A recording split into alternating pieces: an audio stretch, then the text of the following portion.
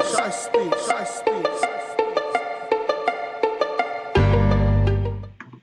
What's up, and welcome to The Square, which is a weekly live stream podcast hosted by yours truly, which covers everything from art and business, culture and faith, structure and productivity. It's a mixed podge of all things that matter to me. It's my little place on the internet where I can carve out a place to talk about positive things. Well, really, I'm talking about all things. They may or may not be positive, but you're going to get a positive perspective when you are listening to me. When you think about the term square, I want you to think about like a town or city or an urban square. And with that being said, it's like normally we don't call it the town square or the city square or the urban square. You just say the square. And at the square, anything can happen from business activities. It wouldn't be strange for it to be a marketplace. It wouldn't be strange for there to be a concert at the square. It would not even be strange for there to be some type of civic protest or some type of civic engagement happening at the square. And that's what's happening right here on the square. So thank you so much for tuning in. Clap it up for yourselves. This is going to be super duper cool. I am excited about today's episode, as I've said, and I normally want to make it clear that we have a theme, and I picked the theme for today based on what we're going to be talking about. The theme is, yes, indeed, it is momentum, right? And so without further ado, I'm going to get into the first topic, and then we're going to keep it rolling and rolling and rolling. And I want you guys who are tuning in live to let me know exactly what you think about the topic before we get to the next topic, because this is interactive, right? Without further ado, let's go. Listen, ShySpeaks.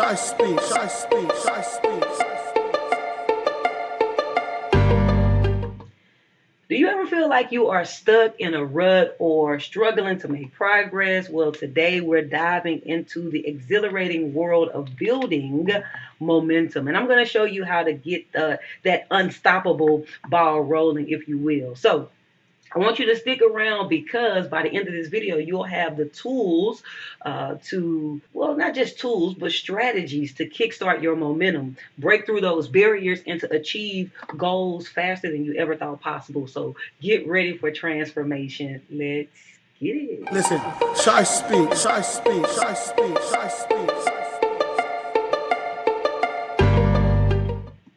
Now, before we get into action, right? I want to make sure we set the stage. Momentum is not just about physics. It's the driving force behind personal and professional success. Now, whether you're chasing dreams or you are tackling tasks, momentum can be your secret weapon. Yes, it can be your secret weapon. So, as we explore the art of building momentum, we're going to answer the crucial question, which is, how can you overcome inertia, that resistance to start a thing? Or what's the role in perseverance and maintaining said momentum? Well, I want you to get ready for answers that could actually change your life. Let's get straight into it.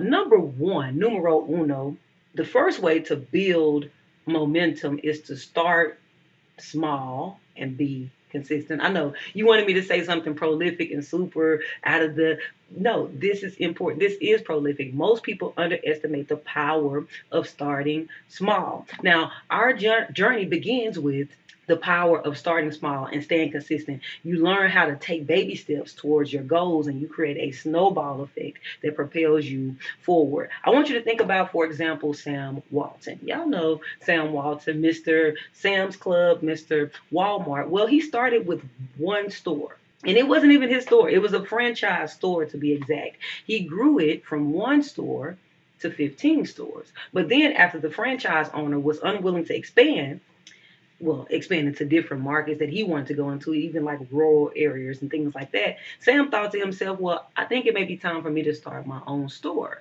That way he can expand at his own will. And then that became Sam's Club and what we know of today as Walmart. Today, Walmart operates more than 10,000 stores and clubs in about 19 different countries, and they have e-commerce websites. Now, that's starting small. One, when you Think about 10,000, that's definitely small. And a lot of times people think, man, that's not prolific. I need to know something like extreme. No, that's the nugget. Start with something small and be consistent. And so for you, maybe you don't need to stop something small and be consistent. That's another topic for another time, but find something and do it. Now, when we say be consistent, that doesn't mean like, hey, I did one thing and then 20 days later I did the thing again, and then 20 days later I did the thing again. No, that's not momentum, because something can be small, but if it's going at fast speed, then it has momentum.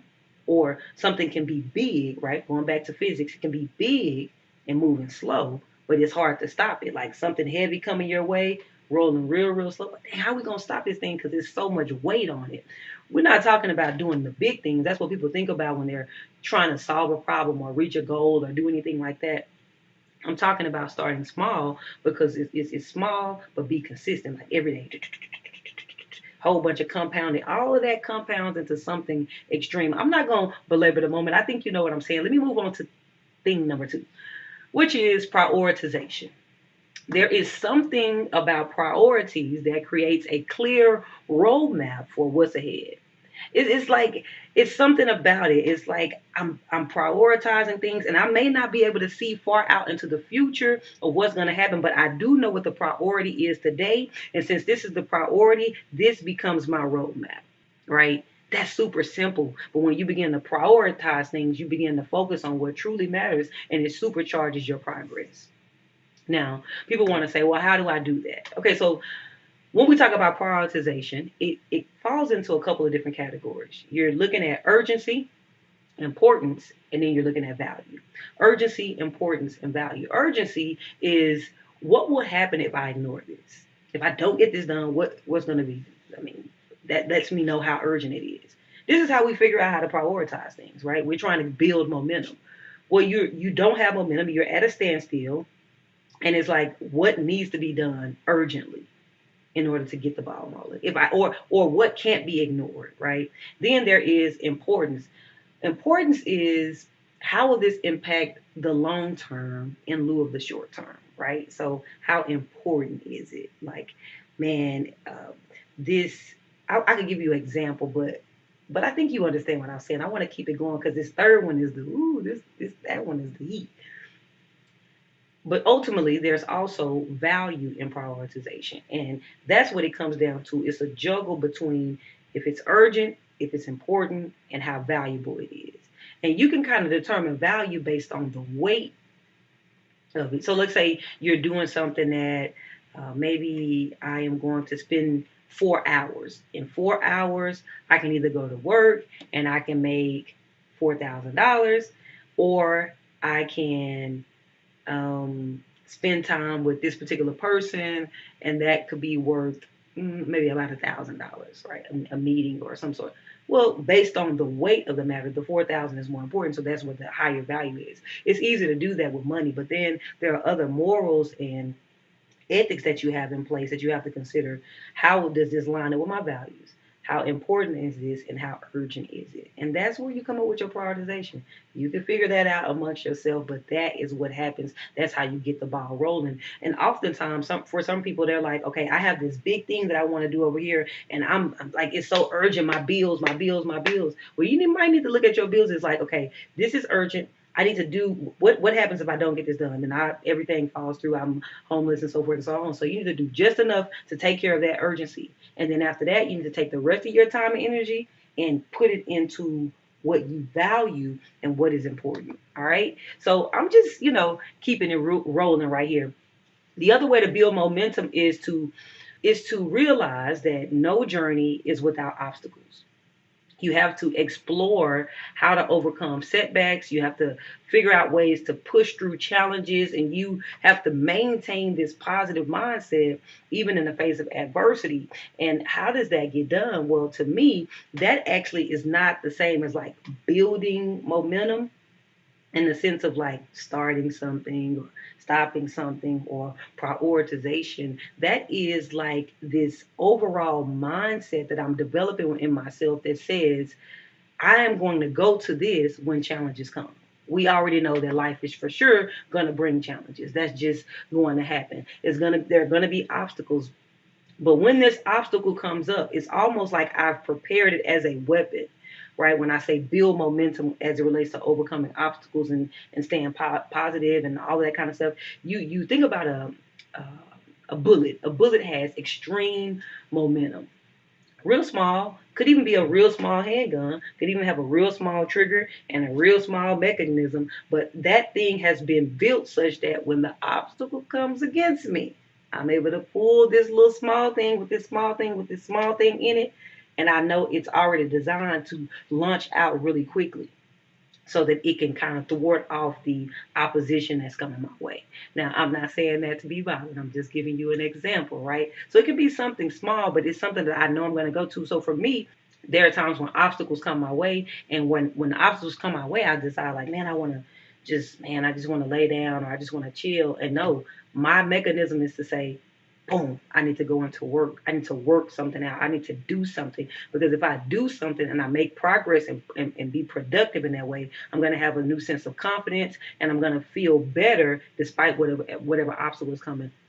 This recent thing happened where Kirk Franklin, right? Kirk Franklin actually announced his album, but he didn't announce his album in a traditional way. He announced his album in the midst of an obstacle, in the midst of adversity, and instead of him letting the adversity stop him, he kept going with it. He let the adversity become momentum. Why? Because his mindset is probably already geared in that way that says, when something happens, I'm gonna use it and keep going, right? So for those of you guys who don't know, quick story, Kirk Franklin has decided that he's creating an album. And not only is he creating an album, he's also creating a documentary. So he's hired videographers and photographers and all that. And they're coming along and they're documenting the making of this album. Well, in this video, you can go check it out on YouTube. It's like a 30-minute documentary. It's really, really cool. Well, he in this video, along the way of making this album, this thing comes up where he realizes that he's adopted. He realizes his biological father could be someone and so forth and all. Anyway, it's really a muddy situation. It's not an easy thing to navigate, to think that I'm adopted and then I don't know who my parents is, and the guy who I thought was my dad, he died, and then I made peace with him and I was angry with him for not being this way towards me, and now I realize this new guy is my dad. And he could just say, you know what, I'm gonna stop the momentum I have. And I'm saying stop the momentum because he had already started his album rollout. He started doing the album rollout with like, he did this thing where there's a, what do you call it, the reaction of remixes. Put a song out and there's a remix challenge, and then he's put a music video out. So he has momentum. He's talking about this tour that he's getting ready to go on, and momentum is already going, and then this challenge happens, and then he could stop, but instead he says, listen, since we're already documenting the album, let's go ahead and document how I'm going to navigate this challenge. Like, lean into it, right? But he can only lean into it because despite the fact that there's challenging, he has a mindset and a mechanism that he tapped into that says, hey, I'm going to use it to overcome. So this is how you build momentum. I'm just saying momentum is not just about speed. It's about perseverance as well. And with the right mindset, you can conquer anything. So as I wrap this up, I want you to remember that building momentum is an ongoing journey. You have to embrace the power of small steps. You need to set clear goals, really, which is have clear prioritization. And then you have to stay resilient. How do you build momentum? Small steps. How do you build momentum? Set clear goals or prioritize. How do you build momentum? Stay resilient. Your momentum will grow and your success will follow. Now, going back to the example that I just gave you with Kirk Franklin, not only did he release the project, right, release the documentary of that moment, he then says, I'm going to name the album Father's Day. So now it's a big reveal of the name of the album. And so man, people who probably weren't thinking about tapping into it or listening to it, they're going to listen now. He's probably getting all kind of media invitations to come and interview about that. And so he's creating more momentum from what would be an obstacle. All I'm saying is you have to keep that perseverance going. Now, if you are listening to this and you're like, okay, this sounds cool. I'll do something small, right? Pretty simple. Prioritize things and stay resilient. So I have a question for you. If you are ready to kickstart your momentum and achieve your goals, I want you to do me a favor. Can you hit the like button for me?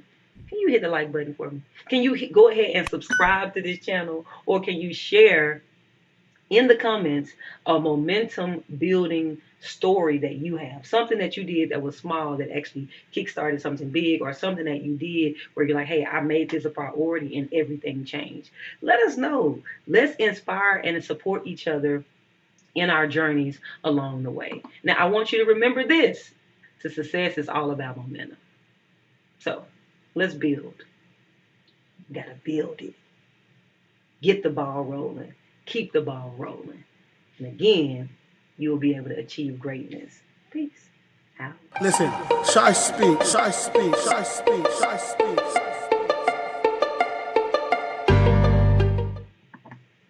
The WNBA Dallas Wings have made history. Oh, goodness. This is something that I got to talk about. Before I go into it, I want to tap in with everybody who is live, because I'm going to talk about the Dallas Wings. They made history. If you know me like you know me, you know I've been involved with this situation, and so we're going to impact it. But I want to talk to somebody who's tuning in live. I see we have a couple of viewers. Can y'all tell me? So I know I asked for some comments, but drop me a comment. Like, let me know, let me know something that you did to keep the momentum going, or let me know if you even thought about the Kirk Franklin situation as like that could have killed his momentum if he didn't have the proper mindset. I want to know what y'all think. Let's talk. Let's talk. Let me see what y'all saying over here. Oh, Howard said he saw the documentary. He watched it.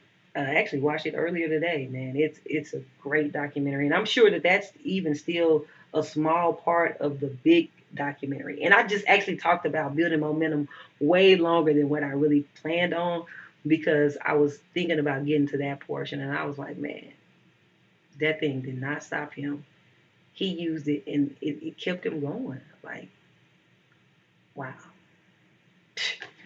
I'm just saying, like, I just know people are not that resilient out here. I just know people are not that resilient. So I am like not super duper happy about what's going on right now, because I wanted to be recording this at the same time, and so I've kind of missed most of the first video, but I'm going to go ahead and be recording for this next video. We're going to be talking about the Dallas Wings and how they made history. Anybody want to chime in and talk to me, let me know, because before I move on, let me know what y'all thinking. If not, we're going to get into this Wings topic, because this is, yeah. Yo, Quan Mills in the building. Team ShySpeaks is here. I see it. I see y'all. And I see some other people watching, but they ain't saying nothing. It's all cool. It's all good. We get ready to talk about the entertainment industry, so to speak. And I like to talk about entertainment. I like to talk about business, and then we culminate with something that can actually get you going, either civic wise or structure wise. Today we're going into structure, and then after that we're gonna get into the fountain. The fountain is one of my favorite parts. So, if you have not watched the Kirk Franklin documentary, I highly recommend that you do so. It's very, very interesting. It's really good. It reminds us that God is a good, good Father.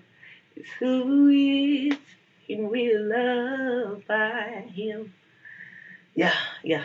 All right, so I'm going to keep it rolling, because y'all don't have nothing to say. Y'all ain't talking to me, so we're going to keep it rolling. Without further ado, let's get into this WNBA Dallas Wings topic. Let's go. Listen, ShySpeaks, ShySpeaks, ShySpeaks, ShySpeaks. The Dallas Wings, wait a minute, the WNBA Dallas Wings made history. Yes, they made history, and there is a reason why, you know? And it's not because they became the first time. It's not because, oh no, for those of you who are watching this, I got to go back and get it back, because I got to make sure I do this part right. So this is the beauty of watching live. Listen, ShySpeaks, ShySpeaks, ShySpeaks, ShySpeaks. The WNBA Dallas Wings made history, but there is a reason why. And it's not because they became the first team in WNBA history to have 7 players score in double digits. It's also not because September 19th, 2023 earmarked the first time the Wings have advanced to the semifinals since arriving in the Dallas-Fort Worth area. It's not because of either of those things. And listen, by the end of this video, I am going to reveal 2 very distinct reasons why the Dallas Wings made history, which I know, I hear you. And you're like, what's so historic about a team going to the semifinals? Plenty of teams go to the semifinals. Well, I'm glad you asked, and I plan to break it down line by line, reason upon reason. Let's get it. Listen, ShySpeaks, ShySpeaks, ShySpeaks, ShySpeaks. I'm gonna do this thing in this video. I'm not gonna hold you. I'm not gonna hold you and have you waiting around trying to figure out what are those 2 things. Listen, the 2 things that happen, it is, in my opinion, momentum and representation. Momentum and representation are the 2 reasons why the Dallas Wings made history. And I'm going to actually tell you why I say that. So if you want to know what I mean when I say representation and momentum, let me get into it. I got some notes here that I want to read. I'm going to rattle off a couple of things that help contribute to this monumental moment that we know that the Dallas Wings just embarked upon. Number 1, the back office. Number 2, the internal inner workings of the team. 3, external factors contributed to it. So let's get into it. So when we talk about the back office, the community efforts were created by the back office community teams to support local businesses that strengthen the community. And as a result, they are reaping the benefits of those local businesses turning back around and cheering them on and rooting for them. I know one person in particular who became a fan from this. And here's what I mean. If anybody knows about the WNBA and what the girls stand for, they really kind of lean into their social issues that are near and dear to their own hearts. And so they said, let's not wait for an issue. We live in the DFW area. We play in Arlington. Let's support local businesses in Arlington. Pretty clear effort. Well, when they did that, they went out, kind of touched bases in the community. And as a result, people or business owners who were not previously watching or tuned in or may not have been tuned in became aware of the team's heart and started coming to the games and cheering for them. One of my friends who owns a company called Couple Vibes in Arlington, Texas, says that the Wings spotlighted her business. And as a result, she went to a game and she found herself watching the games on TV. And man, she even found herself listening to this song that, and we're going to talk about that here in a minute, because the song is it kind of, yeah. But ultimately, they created some effort there from the back office. Also, they created a marketing campaign around the city to help inform people about when their games are happening. A lot of times, people don't even know that a thing exists. Well, the Wings were like, hey, if you don't know that we exist, we're going to let you know, hey, we have a game this Friday, got a game this Tuesday, got a game this Friday, got a game this Thursday, got a game this Sunday. And so that was an effort there. I'm going to keep it going. The inner workings of the team now. It's not just all back office. The team, listen, Wings made some big moves in the drafts, so that's one thing. But it's not even that. That affects probably next year. But this current year's team was like, hey, look, we're going to actually focus on individual development so that we can strengthen and grow the team. You know that because you saw Arike O breaking 3-point records. You know that because you saw Satai Sabali going from being drafted number 2 in 2020. And then for some people who were saying she was kind of underperforming for the hype that was made around her, so in 2023, she became the most improved player this year. Started dropping double digits, going crazy. You know that because Tiara McCowan and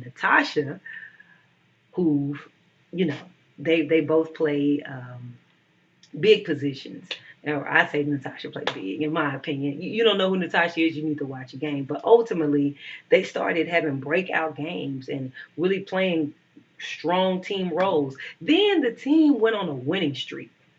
At one point, they'd won, I think they were like 5 games straight, and then people were interviewing them, asking how it felt. They were like, this feels great. Let's keep it going. Let's keep it going.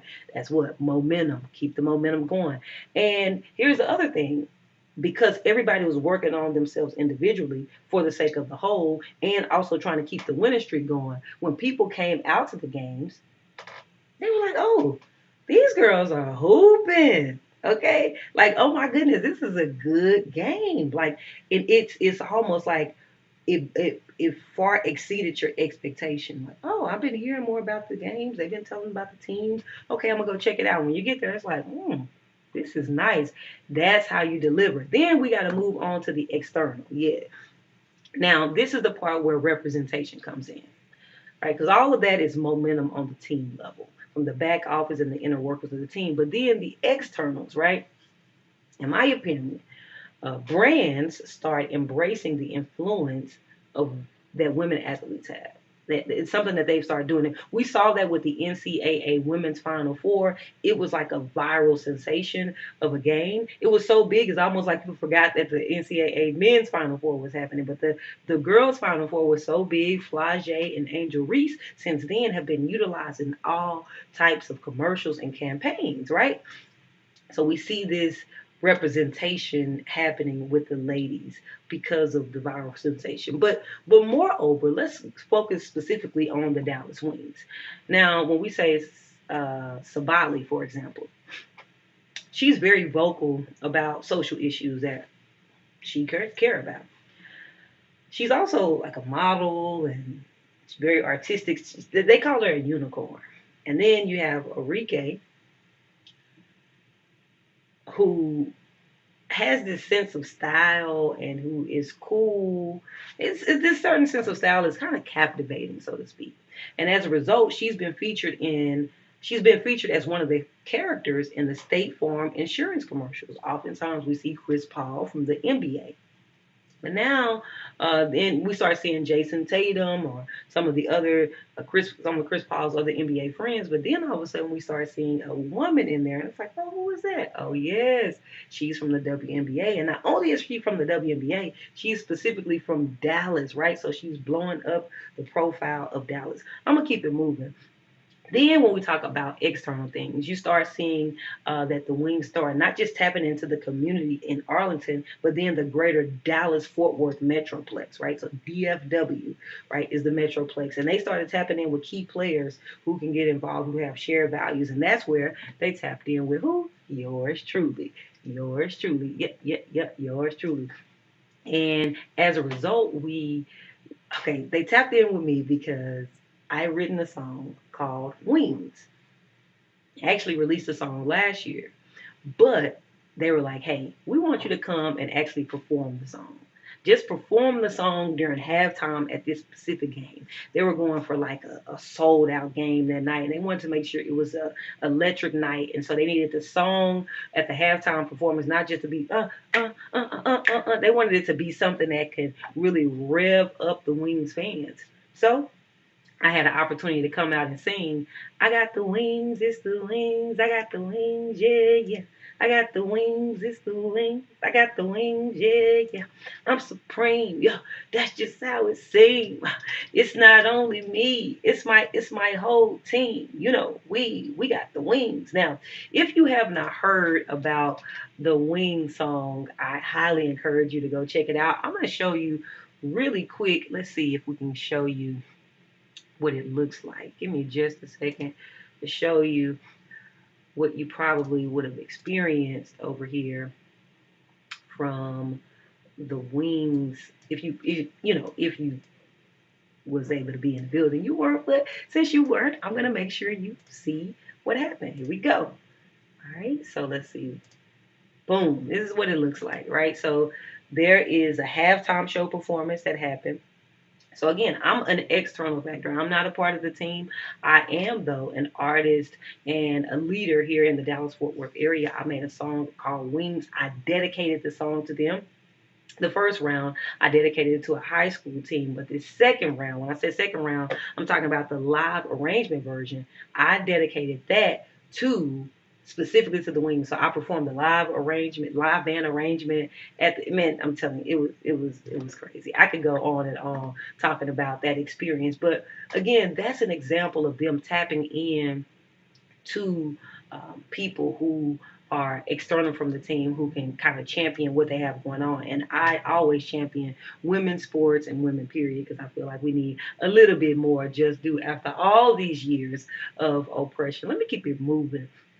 Now, I want to talk about how after this point, the Dallas Mavericks gave a sponsorship, a jersey sponsorship to the team. Yeah. So the Dallas Mavericks gave a jersey sponsorship to the team, and that's a first. Most of the time, the WNBA and the NBA are treated pretty separately.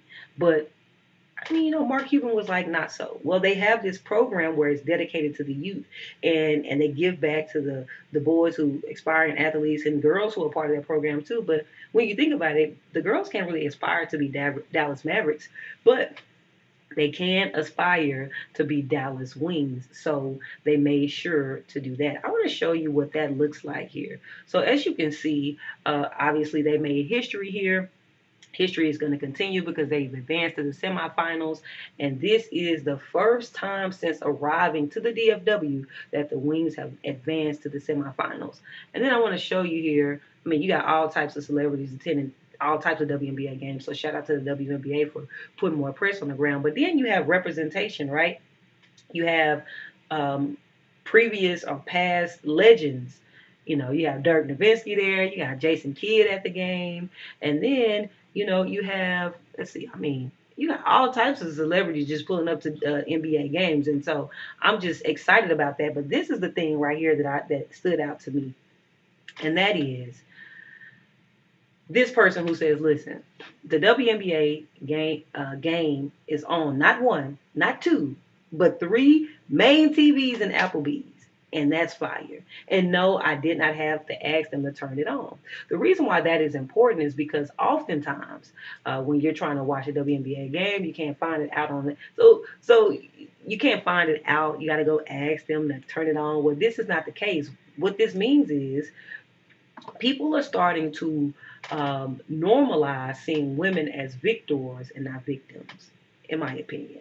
That's the importance of seeing women in sports and reveling behind them, because you get to see them apply their minds and their bodies and their skills and their will towards something. And you can say, man, what a victor, what a champion, not a victim. And that's very, very important. And then all of these things that they did, from the external campaigns, the internal efforts, the back office, tapping in with community liaisons, the Dallas Mavericks coming along and sponsoring the jerseys, right? So kind of creating this more official relationship between the Dallas Mavericks and the Dallas Wings. All of these things is momentum, right? And it also feeds back to representation, because the Dallas Mavericks realize, hey, the girls need representation. They need to be able to see something to aspire to. So we do this partnership with the Wings, and then there's this relationship where I'm telling y'all, representation matters. It really, really does.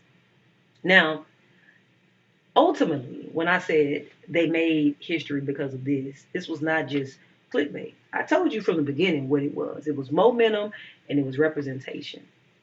Because ultimately, for me, it wasn't just the one thing. Yes, there are 7 girls who posted double digits like in the playoff game. That's historic. I'm gonna show you. I gotta make sure I show you now. You wanna know? So you see it right here.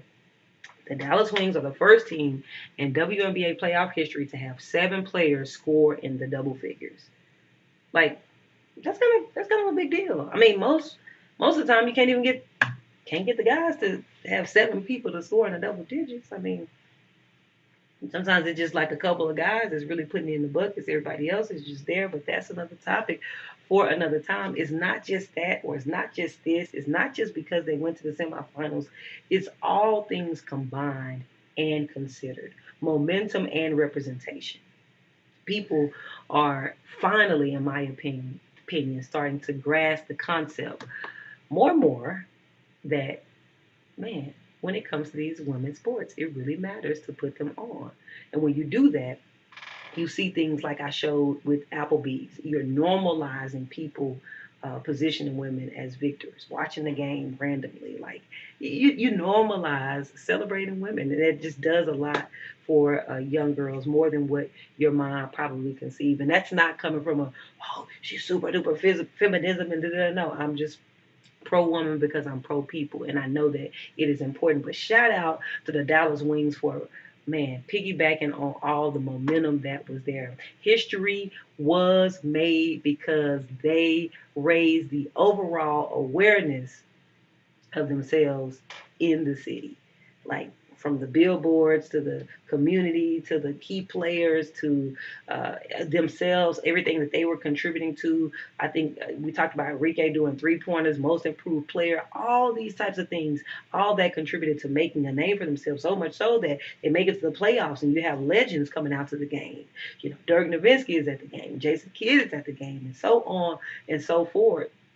But it's not just that. It's just because the WNBA is pushing forward as well. And so they're putting the WNBA on the map. But more importantly for me, they put the city on the map. I'm from Dallas, Texas, and I'm extremely proud of them. I believe that they have already made history. Now, I got a question for you. If you've never watched the game, I want to encourage you to tune into the game. And if you've never heard the song, I want to encourage you to listen to the song. I'm going to leave a link in the bio of the description of this video so that you can check it out. And I want you to, all you have to do is drop your email and you're going to get the free download of it. Well, why do I need the free download when I can go just listen to it on iTunes? Yeah, you can listen to it on there, but you can't save it to make it like a screensaver or use it anywhere other than that. You can't do. So there's some couple things you can't do. So if you want the free stream, I'm giving it away to you right here as a bonus. That's DVD exclusive. But seriously, I have a question. Am I tripping? Is this historical? Even if they don't ever go past the semifinals, like even if they don't go to the finals, even if they don't win the championship, to me, they've already made history. They've done something that I don't think any other iteration of this team, time of this team has done, and that is they put themselves on the map. They put Dallas on the map. Everybody here in the city and around the world knows who they are, from brand deals to actual on the court and off the court efforts. To me, they've already made history. Am I tripping? Am I tripping? Is it? I'm just saying. Is it true? Have they already made history, or do they need to go ahead and go to the finals for you to say, okay, they made history, or do they need to win a championship? I want to know. And if you have not watched the game, I encourage you to tune in to another game this season during this playoff time, or even next season, because the games really are good. The talent is rising. Things have gotten a lot better, but I want to keep the combo going. If you drop a comment on this video, you essentially are making it very, very, very, very, very easy for you to be a person who's helping raise awareness. And also, I want to tell you, if you have not already liked the video, if you have not already subscribed, and don't forget to drop me your comment. I do still need that. Without further ado, I'll see you in the next video. Peace out. Listen, ShySpeaks, ShySpeaks, ShySpeaks, ShySpeaks.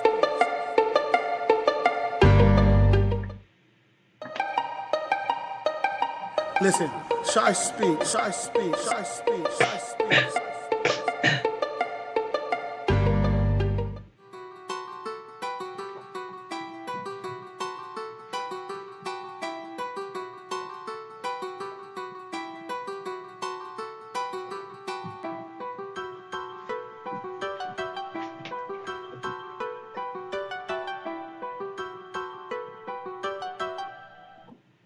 We are halfway through 2023, and the U.S. recorded music industry has set a record for the half year retail revenue, generating 8.4 billion, yes, billion dollars. And that's according to the new RIAA mid-year 2023 report. While that should be exciting news, indicating that the industry is thriving, Artists are not celebrating yet. Why? Well, because the report is out, but I mean, is that really good news? I want you to stay tuned because in this eye opening discussion, I want to reveal the surprising truth behind the massive revenue figures and why it's not the silver lining that artists hope for. Prepare for a deep dive into the music industry's financial landscape and stay to the end for the bonus solution that I have to, you know, remedy this whole thing of what makes it problematic in the first place. Without further ado, stay tuned. Listen, ShySpeaks, ShySpeaks, ShySpeaks, ShySpeaks.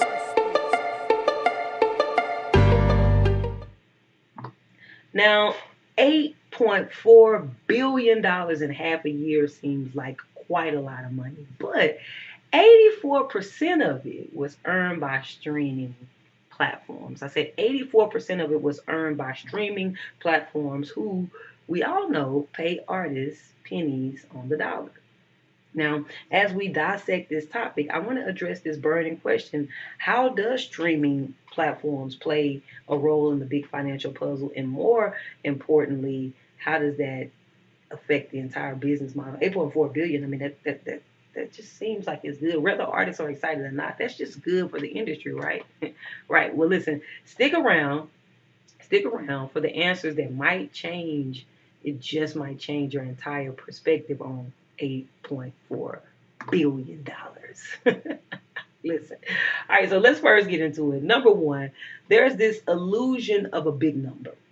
So let's start with the whole idea that 8.4 billion should sound impressive, but it may not be as lucrative for artists as it sounds, many of whom are struggling to make ends meet.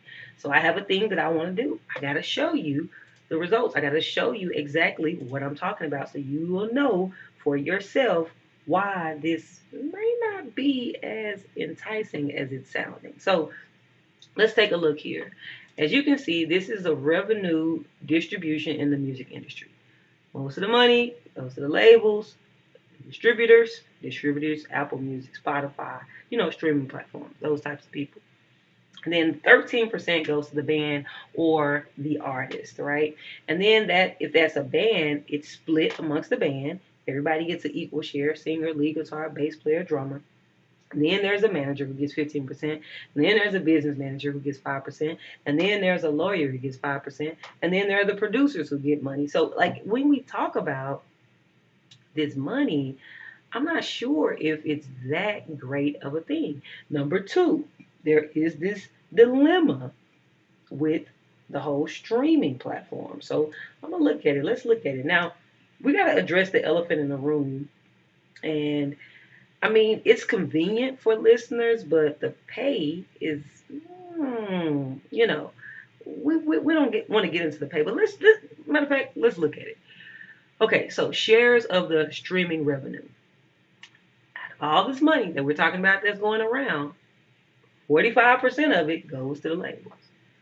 20% goes to the platforms. 16% goes to taxes.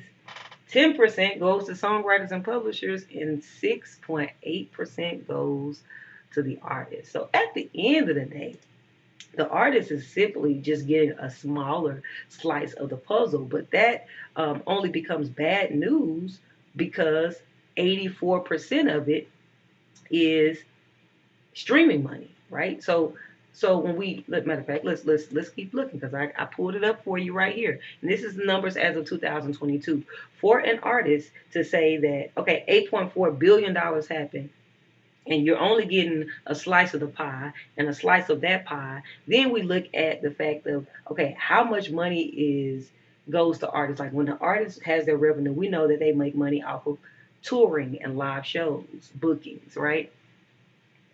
About 36%. And then you have 21% that streaming royalties, right? So if a big portion of the revenue that an artist is supposed to get is coming from streaming, it seems like the 8.4 billion is a good deal. I mean, it's better than no deal, but ultimately that gets sliced and then sliced and then sliced again from the things that I was just showing you. So that's where it's like we have $8.4 billion in the industry. That means and 7 billion of it came from streaming, which means only 1 billion came from live shows, touring, crowdfunding, composition, teaching lectures, merchandise. You see, so spending overall has went down because streaming has went up. Is that a good thing? In my opinion, the answer is no. Like, I just don't. I mean, I'm not seeing how this is lucrative for the artist because, yeah, well, people are spending more money, but is that money being trickled down? Now, I'm going to give a little bonus tip. Y'all didn't ask my opinion, but I'm going to give it anyway. It's looking real unfair. Artists need to, in my opinion, follow the momentum or follow the movement that we've seen from our entertainment counterparts. That is, they went on a strike. The actors and the writers out in Hollywood, they say, listen, the money is being made, but it's not trickling down to those of us, and we will not be extorted any longer. And so I believe that musicians should do the same. That's my opinion. I think we need to go ahead while everybody is on. Let's just all strike together. And once we go on strike, maybe somebody can come up with some better solutions on how other areas and other categories of can be comprising the most of our money, aspects of money that we actually get, not the pennies on the dollar. 22% is being made up of streaming, and streaming only is paying out pennies on the dollar. We need to be paid out a little bit more since that's comprising most of the income. I'm just saying. And they say, well, we can't do that because then it was, people were stealing the music anyway if you didn't let them stream it. And so this is a solution. At least you're getting paid something. And we're grateful for something. But I just feel like if we fall back and we lean back, somebody somewhere can come up with a better solution.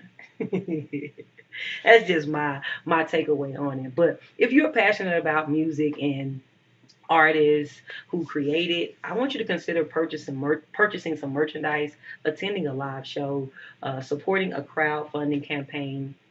Your support can make a world of difference in an artist's career. Together, we can ensure that music industry actually becomes a fair place after all.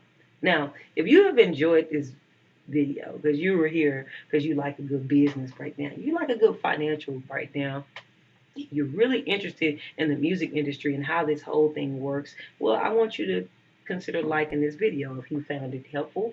And also, I want you to subscribe because I love dropping business tips on this channel, unpacking business things. Again, this is an aspect of the square for me. And the square for me is anywhere where business, civics, and entertainment can all happen in one place. So please, please, please don't miss an opportunity to chime in with me.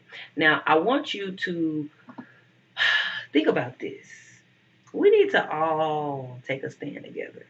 We need to champion a more equitable music industry for artists who bring the songs we love. $8.4 billion setting records, but only a fraction of that is trickling down to the artists. I think there's something more we can do. What do you do? What do you think? Do you have an idea? Drop it in the comments. I'd love to know. Thank you so much for the conversation today. Peace.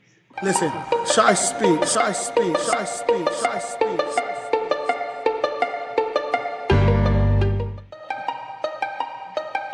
Listen, ShySpeaks, ShySpeaks, ShySpeaks, ShySpeaks.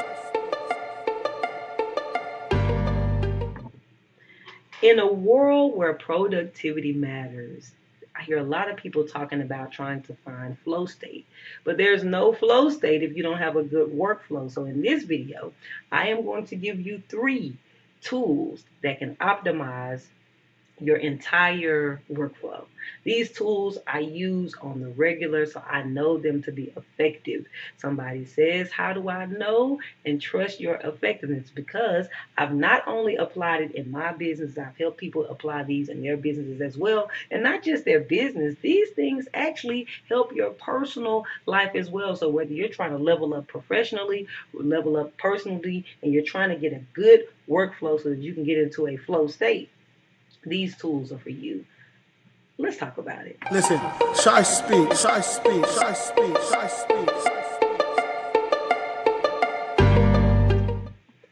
So, hopping right into the first tool up to bat for me is Evernote. Evernote is a versatile note-taking and organization app.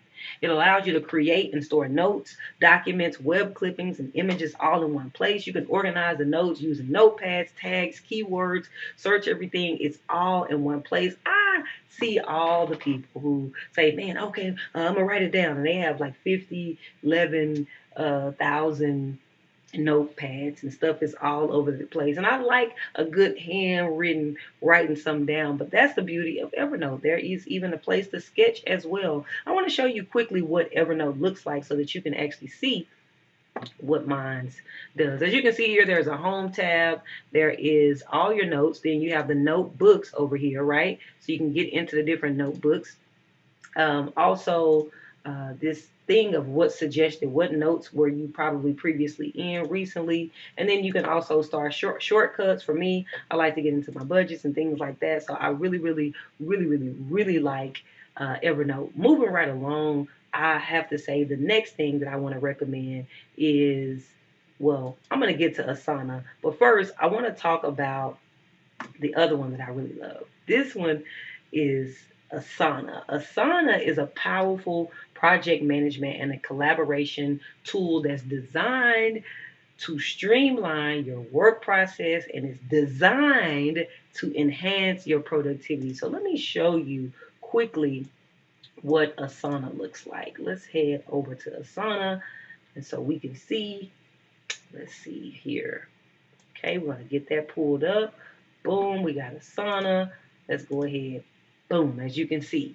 Asana gives you the home page. You can see all of your tasks. So anything that was assigned to you from any project will come right here in your task. Any people that work on your team can come here.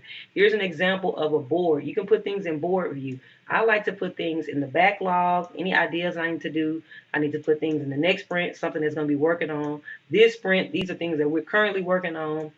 If it's Q&A, somebody needs to approve it from my team. They pull it over here, or I have some questions about it before we consider it done, right? So that is a real cool thing about it. Another thing is you can do it in a list view, right? You can kind of go list view, planning it downward that way.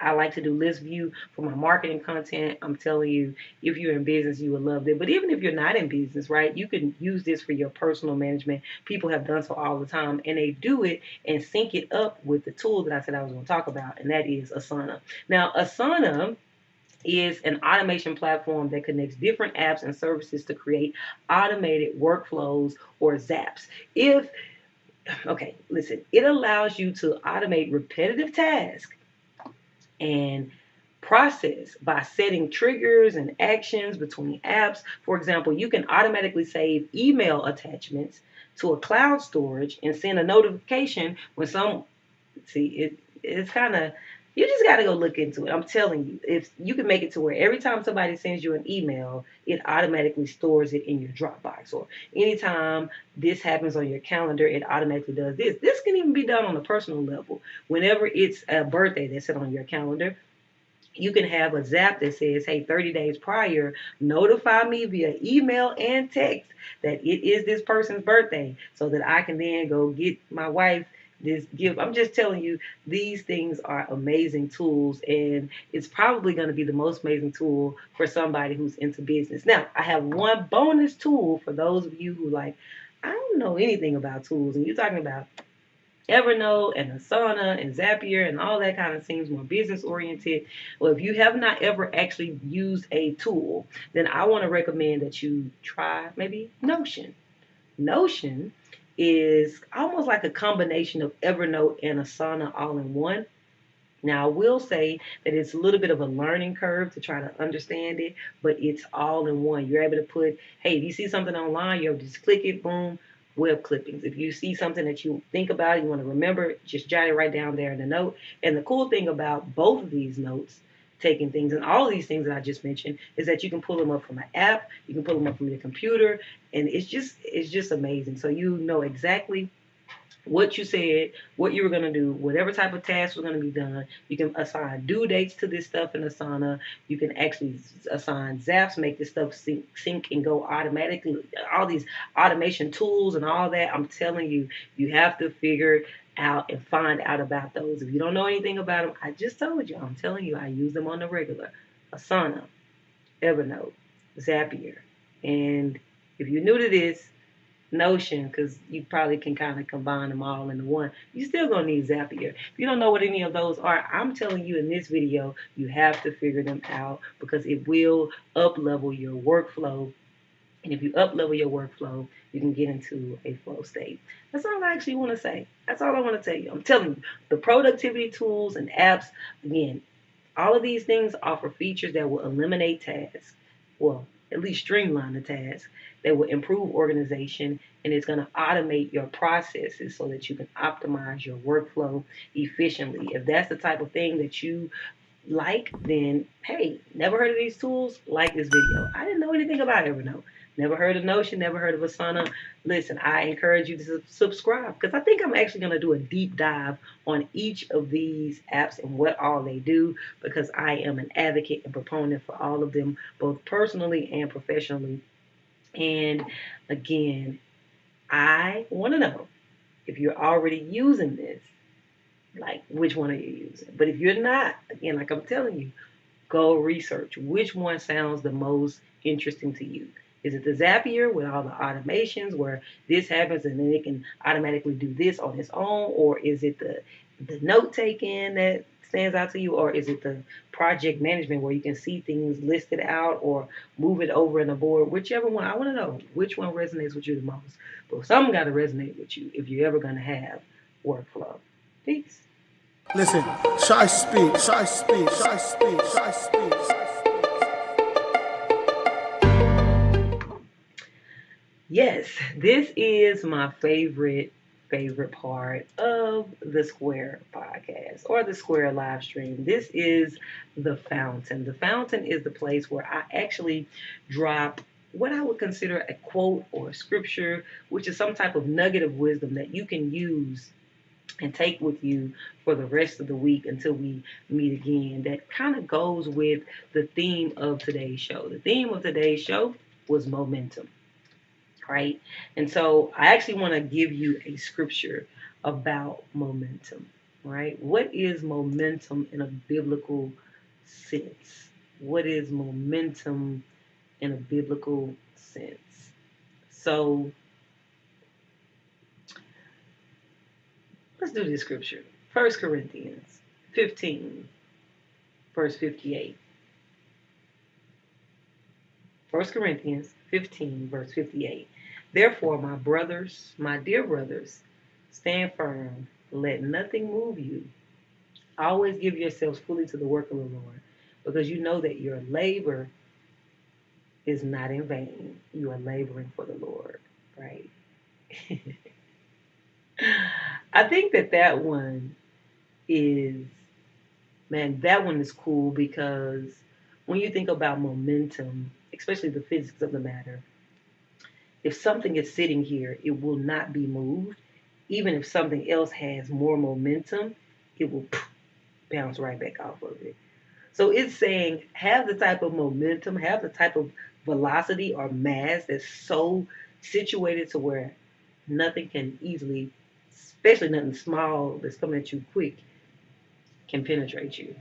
But it's also saying to work and labor, knowing that your labor is not in vain. Your labor in the Lord is not in vain. When I think about that, I think about, man, we're working here in earth or on earth, but ultimately what we're doing is snowballing into a bigger reward that happens in heavenly places. I never thought about it that way. But that's a way of thinking about momentum. I also want to give you another scripture. I like little scriptures, little scripture giving. That little scripture ain't never hurt nobody. Scripture says, more and more people came. The momentum gathering. Oh, I'm sorry. Let me tell you what I'm talking about. Matthew 4, verse 25. It says, more and more people came. The momentum gathering. Besides those from Galilee, crowds came from the 10 towns across the lakes. Others up from Jerusalem and Judea. Still others came from Jordan. There's a word there. It says the momentum gathering. And I could unpack it, but I wouldn't be a good teacher if I didn't leave you with some homework. So go check that out. Go check that out. Do a deep dive study on what is meant by more and more people came. The momentum gathering. I just want you to know the momentum has to be built, and you got to go with the momentum. Yeah, that's it. Thank you so much for tuning in to this episode of The Square. Peace out. Listen, ShySpeaks, ShySpeaks, ShySpeaks, ShySpeaks.